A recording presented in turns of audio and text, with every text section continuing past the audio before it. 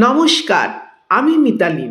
টি-20 বিশ্বকাপ থেকে বাদ পড়েও বিশ্বকাপ সংক্রান্ত বিষয়ে বারবার ঢুকে পড়ছে বাংলাদেশ। পাকিস্তানের ভারত ম্যাচ বয়কটের সিদ্ধান্ত নিয়ে রবিবার লাহোরের গদ্দাফি স্টেডিয়ামে বৈঠক হয়েছে। সেখানে আইসিসির আধিকারিক, পাক বোর্ডের কর্তা ছাড়াও উপস্থিত ছিলেন বাংলাদেশ ক্রিকেট বোর্ডের সভাপতি আমিনুল ইসলাম।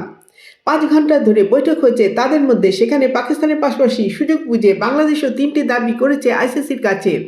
বিশ্বকাপ খেলতে না পারায় বাংলাদেশের আর্থিক ক্ষতি হয়েছে, সেই ক্ষতিপূরণ করতে হবে আইসিসিকে। বিশ্বকাপে না খেললেও বাংলাদেশকে পার্টিসিপেশন ফি অর্থাৎ বিশ্বকাপে অংশগ্রহণের পারিশ্রমিক দিতে হবে।